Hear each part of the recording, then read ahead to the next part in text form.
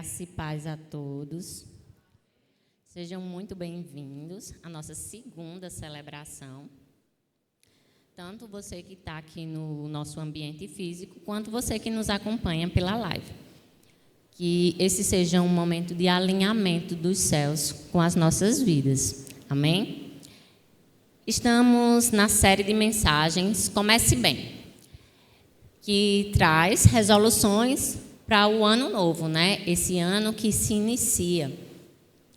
E, normalmente, no início do ano, nós estamos cheios de expectativas, planos e projetos para o ano que vai seguir. E essa série de mensagens tem como objetivo nos ajudar a viver um 2026 melhor, dentro da perspectiva do Senhor, alinhando as nossas vidas, os nossos planos e os nossos projetos com o coração de Deus. Amém? E hoje nós vamos falar sobre buscar maturidade. Não só maturidade no sentido de desenvolvimento de vida, mas maturidade cristã, maturidade espiritual. E nós vamos trazer nessa mensagem de hoje apenas 2 pontos. O que é maturidade espiritual e como desenvolver. Eu vou primeiro falar para você o que não é maturidade. Maturidade não é a quantidade de cultos que você vem. Ela não pode ser medida pela quantidade de cultos que você assistiu, que você participou. Por quê? Porque essa celebração você pode chegar, sentar, ouvir a palavra, ouvir o sermão, sair e nada mudar na sua vida. Essa programação, essa mensagem, esse tempo de alinhamento, ele só vai gerar em você maturidade se, quando sair por essas portas, a mensagem que você ouvir virar prática, mudar a sua vida, se você permitir que ela transforme as suas ações, a sua mente e faça uma transformação. Também não é a quantidade de experiências. Por quê? Mas eu já vivi muita coisa na minha vida, então eu tenho maturidade. Não necessariamente. Sabe por quê?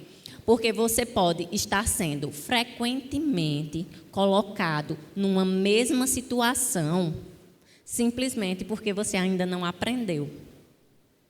Quantas vezes a gente já escutou de alguém: eu frequentemente sou traído pelas pessoas que eu confio.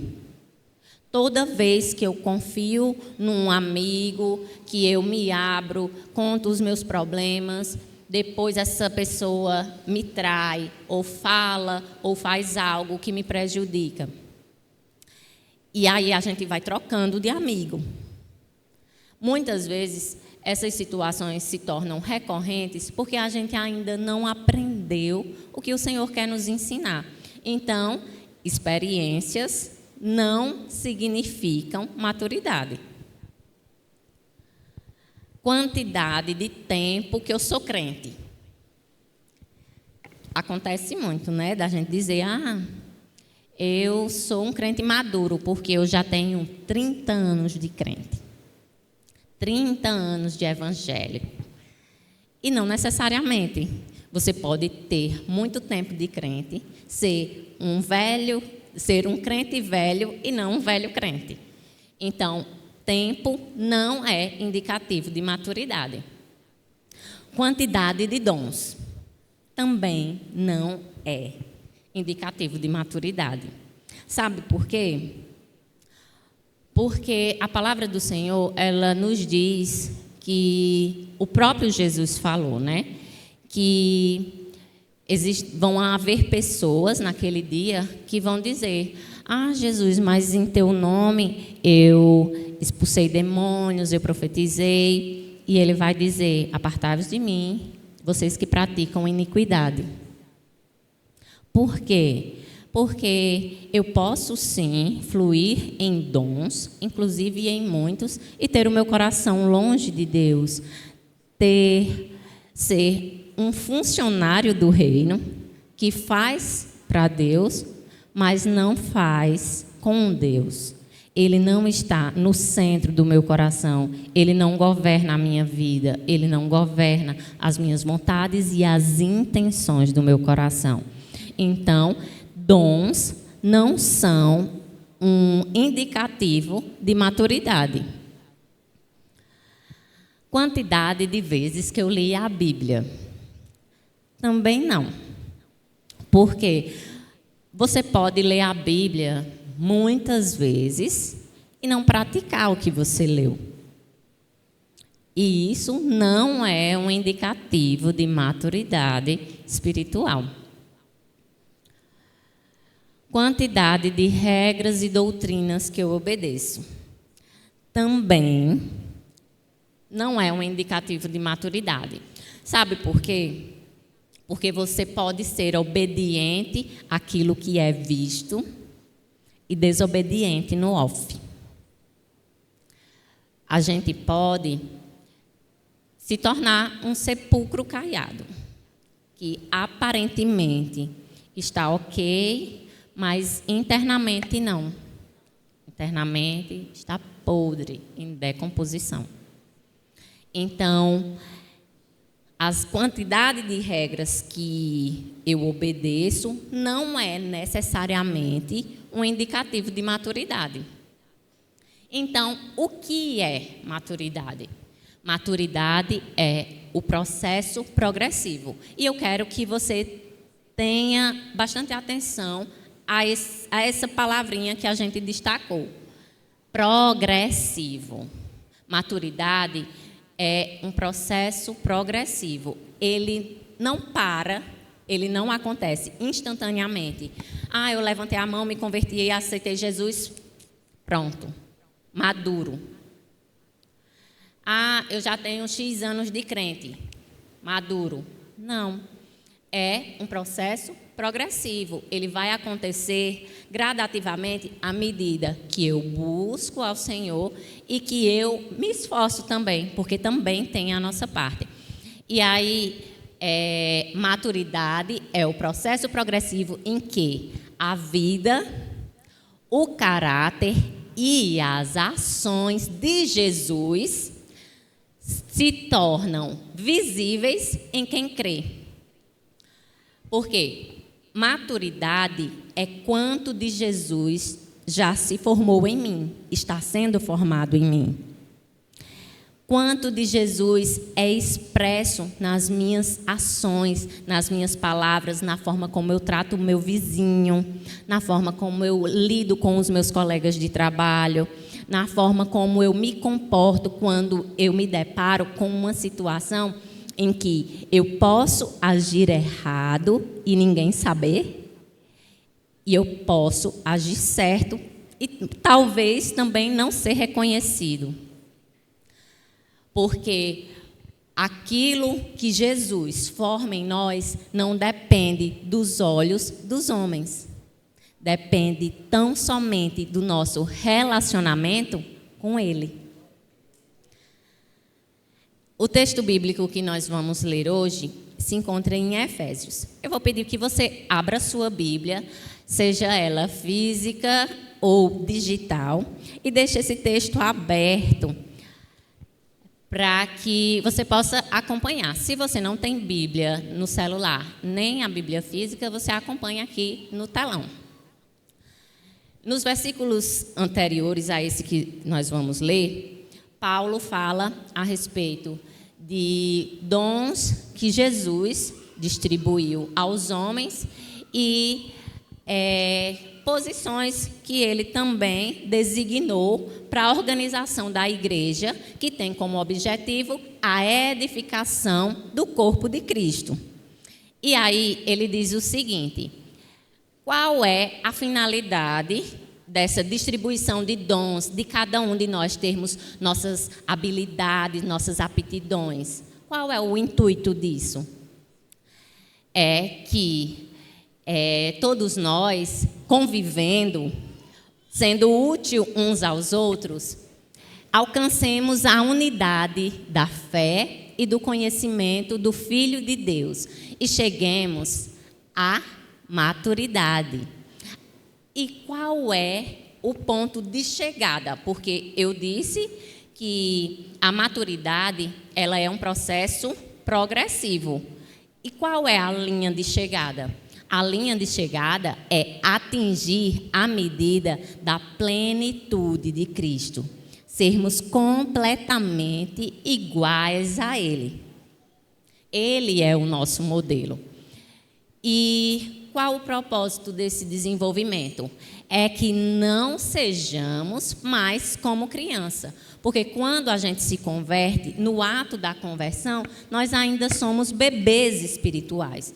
Mas a partir desse momento, dessa entrega, nós somos impulsionados, inspirados e conduzidos a desenvolver essa maturidade. E, dando continuidade ao texto, não sejamos mais como criança, levados de um lado para o outro, pelas ondas, nem jogados para cá e para lá por todo o vento de doutrina e pelas astúcias e esperteza de homens que induzem ao erro. Antes, seguindo a verdade, em amor, cresçamos em tudo, naquele que é a cabeça, Cristo. E por que não devemos nos conformar em ser criança, em ficar no estágio em que chegamos aqui e nos convertemos?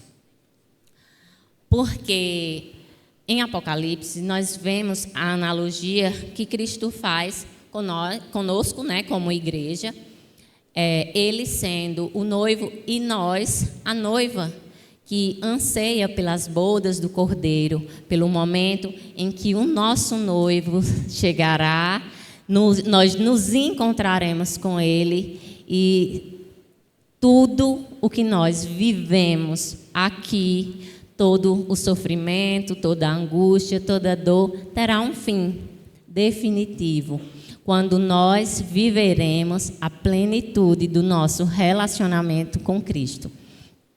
E aí, nesse ponto, você precisa lembrar que criança não casa. Não podemos nos conformar em continuar como crianças, porque criança não casa. Muitas culturas pelo mundo, não pelo Brasil, pelo mundo, acontece de pais prometerem crianças em casamento, seja por interesse político, social. Em algumas culturas, uma família dá a palavra que os seus filhos, ainda criança, quando atingirem a maturidade, vão se casar. E mesmo assim, mesmo que haja essa promessa, não há um casamento. O casamento só acontece em algumas culturas depois dos 16, em outras com 21, mas em absolutamente todas elas só acontece após a maturidade biológica, que é quando passa da puberdade. Então, criança não casa. Criança não se alimenta sozinho. Quando a gente chega, quando a gente se converte, por um tempo, a gente não entende muito bem a Bíblia, né? Fica uma leitura que não é de fácil compreensão. E aí, os sermões que são ministrados aqui, eles facilitam o nosso entendimento acerca das Escrituras. Nós temos também o devocional, que também nos ajuda na aplicação prática da leitura bíblica. O que você não pode é estagnar nisso, é se conformar só com isso. Nós precisamos da leitura da palavra. Nós precisamos aprender a nos alimentar sozinhos. E o devocional, inclusive esse que nós estamos seguindo, é uma bênção, Para você que é novo convertido, para muitas vezes, inclusive, pessoas que não são convertidas, têm sido abençoadas com essa palavra. Mas, a partir do momento que você entende que você quer e precisa desenvolver uma profundidade maior dentro do conhecimento de Deus, desse Deus que você escolheu servir, você precisa ler a Bíblia. Uma outra coisa que muitas vezes a gente se prende é a pregações. As pregações do YouTube, e não tem problema. O que você precisa entender é que você também precisa ler a Bíblia e se alimentar sozinho para deixar de ser um bebê espiritual.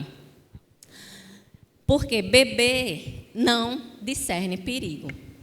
Quantas vezes a criança, ela fica indo ali para a beirada da cama e ela se arrisca, vai se arriscando, e na hora que você der um vacilo, ela cai. Quase que normal já, quase que comum um bebê cair da cama. Por quê? Porque ele não discerne perigos. A necessidade de nós desenvolvermos a nossa maturidade espiritual é essa. Nós aprendermos a discernir perigos, a sentir a sensibilidade do Espírito Santo. Porque o inimigo, ele não chega com uma bandeira anunciando, nem com sirene, nem mostrando, eu estou aqui, batendo. Não, muitas vezes, inclusive na maioria delas, ele fica ao nosso derredor com muita paciência, esperando identificar as nossas fragilidades, as nossas vulnerabilidades para nos atacar. É aquele pensamento que vem no dia que você está triste, que você está cansado. Não vai não para a igreja não. Não, sai fora disso, tu não vai aguentar caminhar. Tu não vai aguentar essa vida de crente aí. Quando nós nos alimentamos da palavra e vamos desenvolvendo o discernimento espiritual, nós vamos nos tornar mais aptos a discernir esses ataques e poder bloquear as ações do inimigo contra as nossas vidas. Criança chora por tudo. E muitas vezes a gente se acomoda nessa posição. Eu vou só choramingar aqui. Eu queria tanto isso e isso. Eu queria tanto que o Senhor fizesse isso. Eu queria tanto que o Senhor fizesse aquilo. Mas a gente, quando desenvolve maturidade espiritual, a gente entende que existem processos, existe o tempo de Deus para cada coisa, mas, acima de tudo, existe um diálogo entre eu e o Pai. Isso vai me permitir, não só que eu fique choramingando, eu queria tanto isso, mas que eu converse com Ele, que eu alinhe, que o meu coração seja alinhado com o dele, porque quando eu converso com o Senhor, Ele vai preparando, forjando, moldando o meu coração para aquilo que Ele quer para mim e para aquilo que Ele não quer.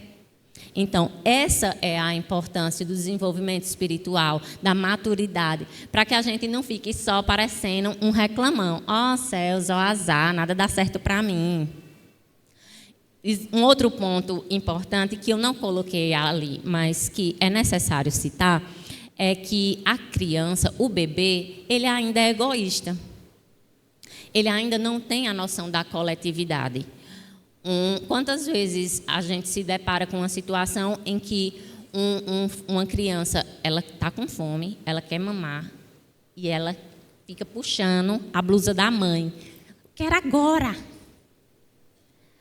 Por quê? Porque ele quer as suas vontades satisfeitas na hora dele. Ele tem um instinto de urgência que não tem nada, não se preocupa com o outro. Ele quer só a vontade dele satisfeita. Quando está no mercado, que a criança quer algo, os pais não dão, e ela se joga no chão e faz birra. E a gente fica, meu Deus, que vergonha. A mesma coisa é quando a gente quer algo e não quer esperar o tempo de Deus para aquele algo, não quer nem saber se é a vontade de Deus para a nossa vida. A gente só quer que seja satisfeito o nosso desejo agora, para ontem, e ponto. Essa é a razão pela qual nós não podemos nos conformar em sermos crianças. Precisamos desenvolver a nossa maturidade espiritual. O IBGE fez o seguinte cálculo, que no ano de 2022, que é o último dado que eles recolheram, o público evangélico no Brasil correspondia a 26,9% da população. Esse foi o dado mais recente, de 2022, e nele nós éramos 26,9% da população. Porém, uma outra empresa que faz projeção, ela calcula coisas futuras com o objetivo de analisar tanto questões políticas quanto sociais. Ela fez a projeção de que até 2032 nós seremos mais de 50% da população. Mais de 50% da população brasileira será evangélica. E aí é uma coisa que pode encher o nosso coração de alegria. Nós que somos servos do Senhor, o nosso maior anseio é que os nossos familiares também tenham esse encontro com o Senhor, que os nossos amigos, que os nossos vizinhos, que todo mundo viva a maravilha que é o Evangelho de Cristo. Porém, o pastor Hernandes Dias Lopes, ele disse o seguinte, que a igreja brasileira, em comparação com um rio, ela tem quilômetros de extensão, mais centímetros de profundidade. E isso é preocupante. Não deixaremos de glorificar o nome do Senhor pela quantidade, mas precisamos desenvolver qualidade. Precisamos desenvolver profundidade como cristão. Hoje, eu não quero que você pense, fulano devia estar ouvindo isso. Cicrano, se não está aqui, espero que esteja assistindo a live. Beltrano, eu vou mandar o vídeo dessa live para ele, porque ele tem que ouvir. Não, eu não quero que você olhe para fora. Não quero que você olhe para o lado. O meu convite hoje é que você olhe para dentro. Só para você.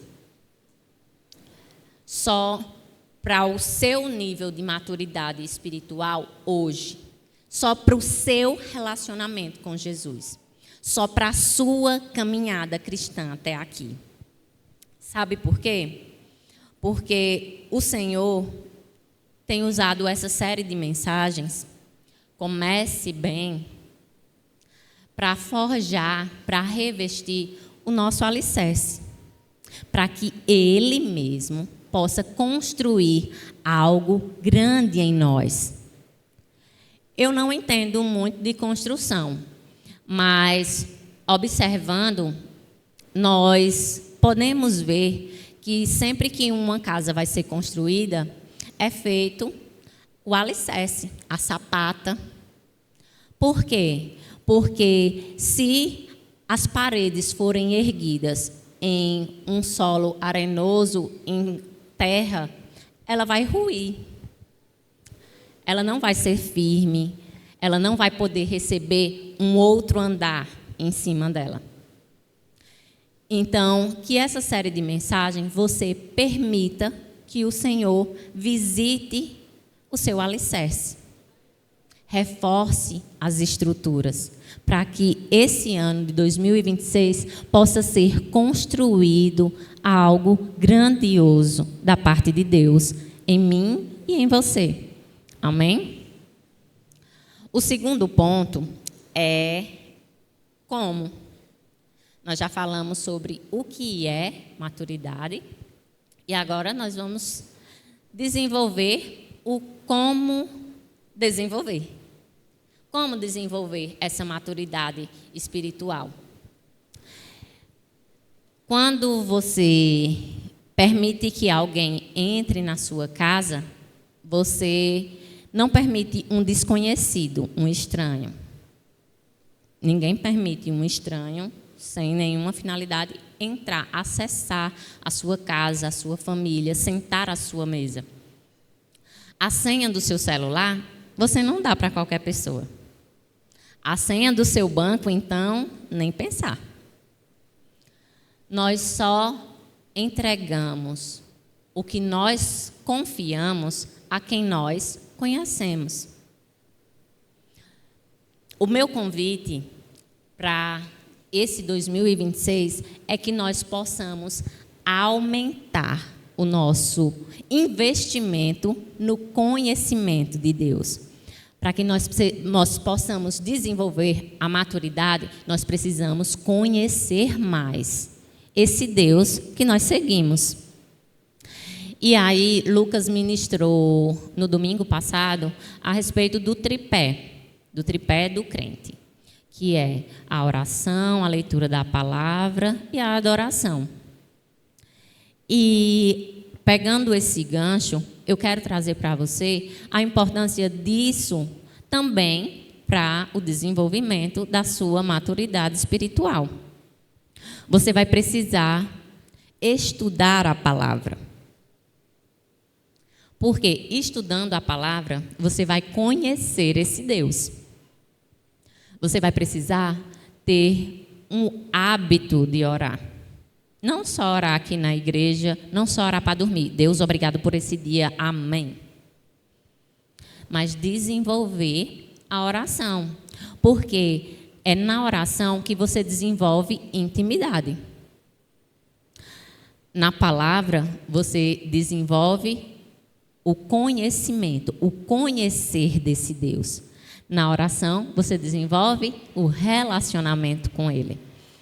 E a convivência com os irmãos, a comunhão. Esse é um ambiente importantíssimo para a sua maturidade espiritual. Sabe por quê? Porque é aqui que você coloca em prática o que você conheceu de Deus, como você vai se assemelhar a Ele, parecer com Ele, e é aqui que você também desenvolve intimidade, bota em prática a sua intimidade com Deus, porque ela vai ser desenvolvida nas suas ações para com o seu irmão, para com os seus colegas de trabalho, para com os seus familiares. Então, com base nisso, nesses 3 pontos, nós vamos desenvolver o texto que está lá em 2 Pedro 1, do 5 ao 7. Pedro diz o seguinte: por isso mesmo, empenhem-se, esforcem, se esforcem, façam por onde? Acrescentar à sua fé a virtude, o conhecimento, ao conhecimento o domínio próprio, ao domínio próprio a perseverança, a piedade, a fraternidade e a fraternidade o amor. E aí eu vou trazer ponto a ponto, virtude por virtude. Primeiro, a fé. Como é que eu vou desenvolver a fé? Nós recebemos uma porçãozinha de fé do Senhor e cabe a nós que nós consigamos amadurecê-la, evoluí-la. E o Senhor continua nos ajudando nesse processo. Sabe como? Quando Ele coloca diante de nós dificuldades. Quando Ele coloca diante de nós obstáculos. quando Ele gera em nós projetos. Nisso, a nossa maturidade vai ser desenvolvida, a nossa fé vai ser desenvolvida, porque nós aprenderemos a confiar nele, à medida que nós vencemos cada obstáculo, que nós vamos caminhando e sendo ali guiados, acompanhados por esse Deus. A virtude aqui, ela se refere à conduta moral, à excelência na conduta moral. Por quê? Não dá para eu dizer que eu sirvo a um Senhor que é correto, perfeito, bom, e não agir semelhante a Ele. Não dá para eu dizer que sou filha de um Deus vivo que se entregou por mim, mas eu recebi um troco errado e sigo a minha vida tranquilamente. Porque é uma coisa simples. Eu recebi um troco a mais, é uma coisa simples, mas que muitas vezes a gente deixa para lá. Ah, não vou voltar lá para devolver. Problema dela que passou o troco errado. A conduta de um cristão maduro, ela corresponde ao seu mestre. Conhecimento. E aqui é conhecimento prático. Através da leitura da palavra, da vida de oração, da comunhão com os meus irmãos, do crescimento e desenvolvimento espiritual, eu vou crescer no conhecimento e na prática da sabedoria de Deus. Eu vou desenvolver aquilo que vai me ajudar no meu dia a dia a fazer boas escolhas, a viver de uma forma correta, semelhante ao que Deus planejou para mim. Domínio próprio é uma marca de um cristão maduro. Nós desenvolvemos domínio próprio à medida que amadurecemos. Aquilo que era difícil para você no começo da sua caminhada, se você está se desenvolvendo e amadurecendo, vai se tornando mais fácil. Nós não podemos ser governados pelos nossos desejos e pelas nossas paixões, porque a partir do momento que nós reconhecemos o Senhor Jesus, o que Ele nos diz é: tome a sua cruz e siga-me. Jesus, Ele não nos prometeu tronos, Ele nos deu cruzes. Não é fácil carregar, mas nós temos o ajudador, que torna o fardo leve. Perseverança é uma marca do cristão maduro. Por quê? Porque perseverança é nós suportarmos os processos difíceis, é suportarmos as aflições sem desistir da caminhada. Se você tem caminhado e tem perseverado, não desistiu, não ficou à beira do caminho, você está se tornando um cristão maduro. Você está progredindo nesse caminho, nesse desenvolvimento. Mas a perseverança, ela tem uma marca. Ela não é acompanhada de murmuração. Porque se você está vencendo os desafios, mas você passa o processo todinho reclamando, não é perseverança. Perseverança é quando, mesmo em meio à dor, mesmo em meio à aflição, nós temos esperança no Cristo que nos prometeu, não uma vida perfeita, mas Ele em todo o processo, em todos os momentos. E isso é o suficiente. Quando você é perseverante, ter Jesus no barco já é a vitória. Piedade é a devoção, é a reverência ao Senhor. E aqui nós trazemos um ponto muito importante, porque o crente, se ele não for maduro, se ele ainda for um bebê, ele vai achar que reverência a Deus é não orar no banho porque eu não estou vestido. É eu dobrar os meus joelhos e me curvar diante de Deus.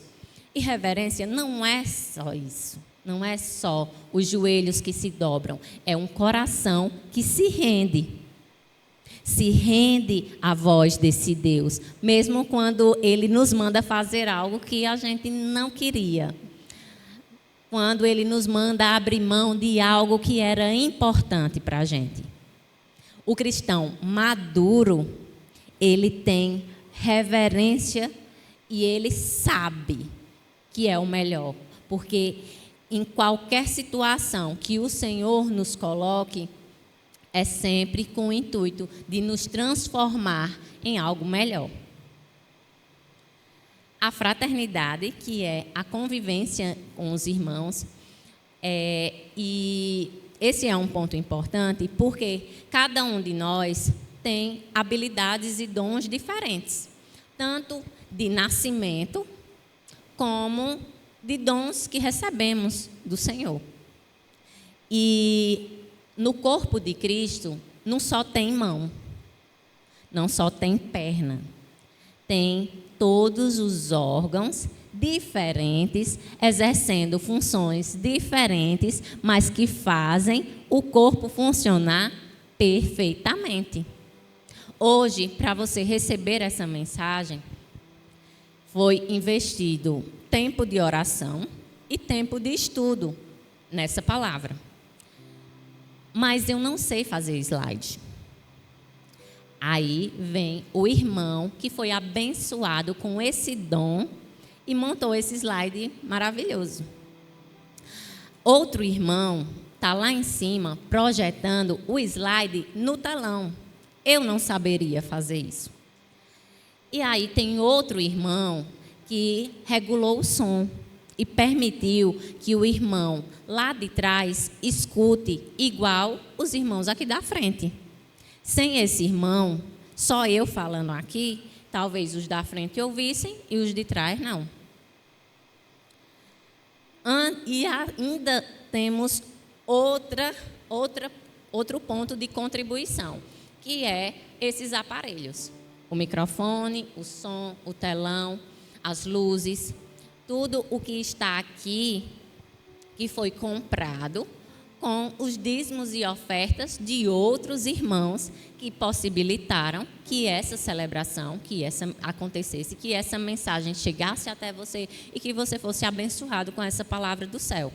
Então, a fraternidade, ela nos possibilita exercer com eficiência o propósito de Deus para as nossas vidas. Seja ele qual for, nós precisamos de pessoas para cumprir a missão que o Senhor nos deu. E isso não se limita só ao que acontece dentro da estrutura igreja. No seu trabalho, você precisa do seu colega de trabalho. Você precisa, se você for vendedor, você precisa do cliente. Se você for um funcionário público, você precisa da instituição e das pessoas daquela instituição. Então, tudo que nós fazemos é acompanhado de pessoas. Nós precisamos. E a maturidade, ela nos faz entender, respeitar isso, as diferenças, e eu não posso fazer tudo sozinha. Eu preciso do meu irmão precisa de mim, e assim nós vamos desenvolvendo o nosso propósito em Deus. E o último ponto é o amor sacrificial. Não só o amor de alguém que diz, eu te amo, I love you. Aqui a palavra traz o amor ágape, que é um amor que vai além de uma frase bonita, que vai além de um buquê de flores, que vai além de um cartão. É um amor que se assemelha ao amor de Cristo, ao amor divino, de alguém que se entregou por nós, para que nós pudéssemos nos reconciliar com Deus e ter uma nova vida, salvação e vida eterna. E quando nós falamos de maturidade, Paulo traz um ponto que ele está desenvolvendo ali a responsabilidade do marido para com a sua esposa, e ele faz uma analogia com Cristo. Cristo com a igreja. A igreja somos nós, a igreja sou eu, a igreja é você. E ele diz o seguinte: maridos, amem suas mulheres, assim como Cristo amou a igreja e entregou-se a si mesmo por ela para santificá-la, tendo-a purificado pelo lavar da água mediante a palavra, e apresentá-la a si mesmo como igreja gloriosa, sem mancha nem ruga ou coisa semelhante, mas santa e inculpável.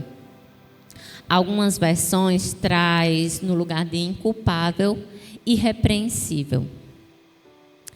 E essa é a expectativa de Jesus para conosco, que nós sejamos uma igreja santa e irrepreensível, madura, adornada, pronta para encontrá-lo.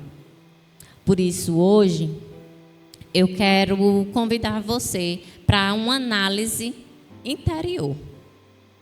Só entre você e Deus. Você não vai responder para mim. Você vai responder aí no seu particular com Deus. 4 pontinhos que representam o termômetro da maturidade. O primeiro é: quanto tempo leva para eu fazer algo que eu não queria, mas que Deus mandou? Um bebê, um imaturo, ele demora. Porque se ele não quer, ele acha que eu só não faço e pronto.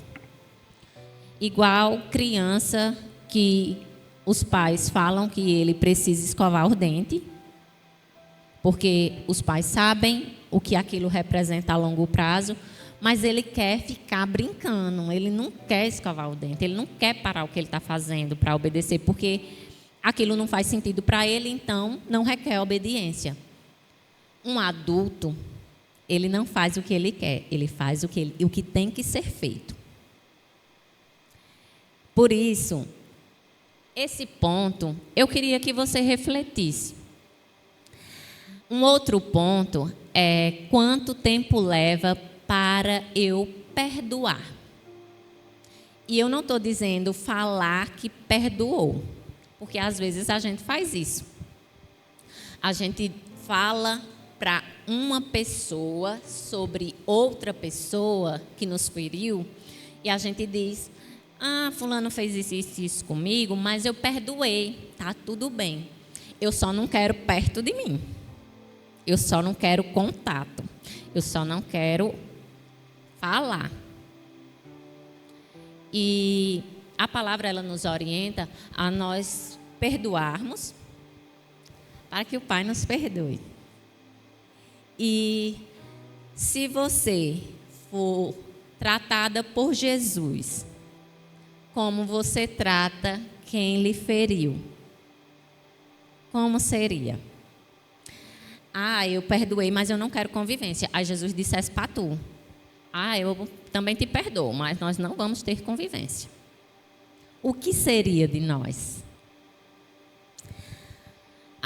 Eu perdoei, mas ela lá no canto dela e eu aqui no meu. E se Jesus fizesse isso com a gente? Eu não estou dizendo que a pessoa que me feriu, eu vou botar debaixo do braço e andar com ela para cima e para baixo. Não é isso que eu estou dizendo. Mas a palavra, ela nos orienta a perdoar e conviver. A perdoar e muitas vezes dar para essa pessoa uma segunda chance, uma terceira, uma quarta. Mas a luta, o maior impedimento da maturidade, muitas vezes é o nosso ego. Um outro ponto é como eu reajo quando eu sou corrigido. Eu tenho muito problema. Hoje Jesus já trabalhou um pouquinho, mas em outros tempos, quando manhã me batia, eu ficava sem falar com ela. Porque o ego, o orgulho estava ferido. Mesmo sabendo que eu estava errada, porque a mãe não bate na gente, porque a gente está quietinho e obediente, né? Eu ficava com raiva e não falava com ela. Ficava entufada, até passar a raiva. E esse é um comportamento aceitável de uma criança, mas não é aceitável de um crente maduro. De um crente que quer melhorar, que quer se parecer com Jesus. Nós precisamos saber ser corrigido e continuar tudo bem depois da correção. Quando você é corrigido, qual é a sua primeira reação? Você traz uma justificativa? Uma desculpa? Ah, não, eu não fiz isso aqui, eu não tirei isso aqui do lugar porque eu quis, não, foi porque fulano, não importa. Quando nós somos corrigidos, cabe a nós somente corrigir, não fazer mais, reparar o erro. Mas às vezes a gente está com o ego tão alto, tão inflamado, que a gente prefere botar a culpa no outro ou colocar uma desculpa qualquer do que simplesmente corrigir. Não arranca pedaço. Principalmente quando a correção vem de alguém que nos ama, como o Senhor. A correção, ela tem como objetivo nos transformar em pessoas melhores, mais parecidas com Ele. Então, quando somos corrigidos, a nossa função é sorrir e corrigir. Simples. O último ponto é: quão mais semelhante a Cristo eu estou hoje do que ano passado, do que ano retrasado, do que no ano da minha conversão. Porque se a maturidade é um processo progressivo, eu preciso estar melhorando. Eu não posso estar estagnado. Às vezes a gente diz: ah, mas eu fazia tudo isso em outro tempo, quando a chama do primeiro amor estava latente no meu coração. O Senhor Jesus tem uma palavra para essa frase. Arrependam-se. Volte onde você caiu. Volte lá onde você deixou de ser essa pessoa e volte a ser. O Senhor escolheu fazer algo grandioso nessa igreja, nessa cidade. E Ele conta comigo, Ele conta com você. Nós estamos pedindo para o Senhor 10% dessa cidade. E nesses 10%, eu já contemplo pelos olhos da fé que tem amigos meus, familiares meus. Então, eu preciso ser melhor para receber essas pessoas. Eu preciso ser mais madura para poder cuidar de quem chegar. Você não confia um bebê a outro bebê. Nós não podemos pedir 10% dessa cidade e achar que do jeito que eu tô dá para fazer, dá para eu ajudar o irmão que chega. Eu preciso de mais maturidade, porque pessoas chegarão com situações das quais nós não vivemos, mas aqui tem resolução para todo e qualquer problema. Conhecendo a palavra, conhecendo esse Deus, tendo maturidade e desenvolvimento espiritual, nós poderemos aconselhar, ajudar, cuidar, amar e tratar situações que eu não vivi, que você não viveu. Porque nós vamos olhar com os olhos de Jesus. Nós vamos agir como Jesus agiria. Isso é eficaz. Se eu for cuidar das pessoas e fazer pelas pessoas aos meus olhos, aos meus próprios olhos, dentro da minha experiência de vida, não teria como ajudar muita gente. Não teria como fazer muita coisa. Mas se todos nós, cada um de nós, olharmos como Jesus, agirmos como Jesus, nós ganharemos muito mais do que 10%.